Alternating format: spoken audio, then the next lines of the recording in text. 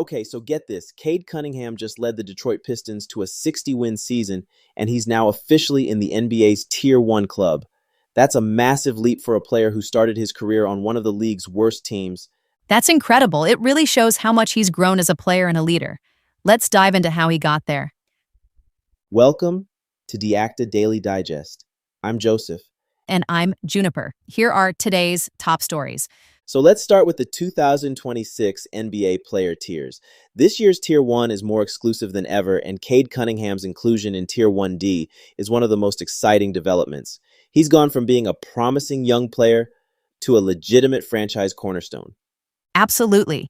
His numbers this season are just incredible. 9.9 assists per game, second only to Nikola Jokic, and his turnovers have dropped significantly. That's a big deal for a point guard who handles the ball as much as he does. And it's not just his offense. Defensively, he's been a key part of the Pistons' success. They had the best defensive unit in the Eastern Conference this season, and Cunningham's ability to defend multiple positions has been a huge factor. But there's still the question of durability. He's only played 70 games once in his career, and that collapsed lung this spring was a scary moment. Do you think that could hold him back from reaching his full potential? It's definitely something to watch, but I think his skill set and competitiveness will keep him in the conversation for years to come. Speaking of durability, Jason Tatum is another player in Tier 1D who's had his share of injury struggles this season. That's true. Tatum's coming off a torn Achilles, which is one of the toughest injuries to recover from. He missed most of the season, but when he did play, he showed flashes of his old self. His playoff shooting percentages were actually better than his regular season numbers. Right, and let's not forget how versatile he is. Tatum can score, rebound, defend, and even playmake. If he can stay healthy, he's still one of the most complete players in the league. But moving up to Tier 1C, we have Anthony Edwards and Giannis Antetokounmpo. Edwards is clearly on the rise, but Giannis? His trajectory seems a bit more uncertain. Yeah, Edwards has been phenomenal. He's become the league's premier shooting guard, and his shooting numbers are just insane. 49.6% on off-the-catch threes? That's almost unheard of. But Giannis, he's still a force, but the Bucks' struggles and his injuries have really taken a toll. Exactly. Giannis played in only 36 games this season, and the Bucks missed the playoffs entirely. Even so, when he's on the court, he's still a matchup nightmare. He led the league in paint points for the third straight year and shot a career-best 62.4% from the field. But his durability is a major concern, and there's even talk that he might change teams this offseason. That could be a game changer, depending on where he lands. Now let's talk about Tier 1B, which features Luka Doncic and Victor Wembanyama. These two are so unique in their own ways. Oh, absolutely. Luka is one of the most feared scorers in the league. He led the NBA in scoring at 33.5 points per game and was also the league leader in free throw attempts and three-pointers made per game. But his turnovers and availability are definitely concerns. And then there's Wembanyama. What a revelation he's been. He's already a two-time All-Star, an MVP finalist, and a Defensive Player of the Year. His defensive impact is just staggering. 627 blocks in 181 games since entering the league. That's more than anyone else in that span. It's incredible. And offensively, he's no slouch either. He's scoring 25 points per game and has really improved his efficiency this season.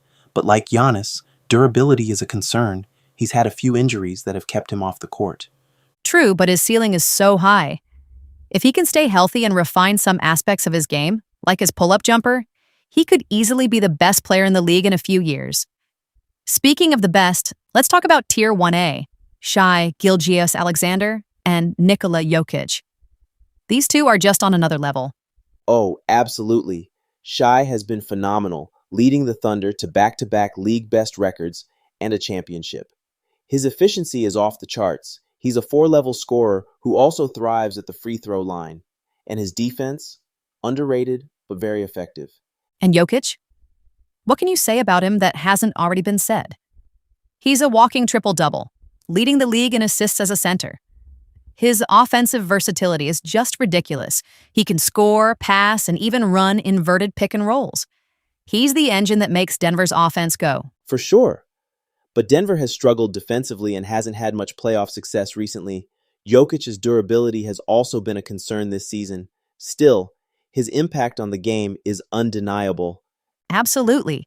It's fascinating to see how these players fit into their teams and how their individual brilliance contributes to the bigger picture. Basketball really is the ultimate team sport, isn't it? It is.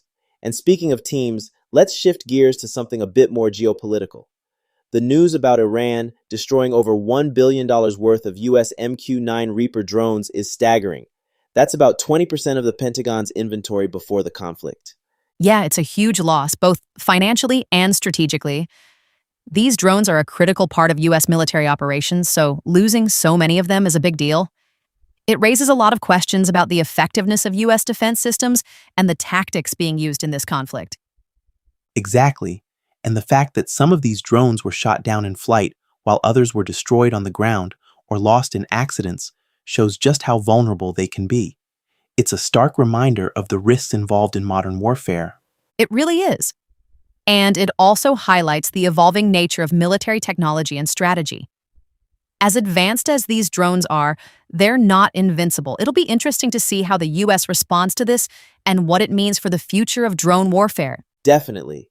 Now, let's end on a lighter note. The upcoming NBA draft. Iona forward Toby Harris is an interesting prospect. His journey from a D3 school to potentially being drafted is such an inspiring story. It really is. Harris has overcome so much, from injuries to transferring schools, and he's worked incredibly hard to get to this point. His shooting ability is his biggest strength. 41.1% from three is impressive, and he's versatile enough to play multiple positions. And his mindset is just as impressive. He's determined to make it, whether he gets drafted or not. That kind of resilience and drive is what you love to see in young players.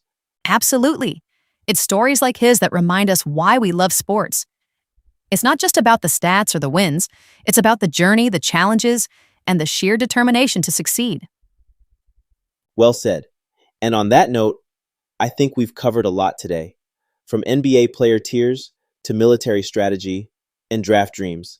It's been quite a ride. It really has.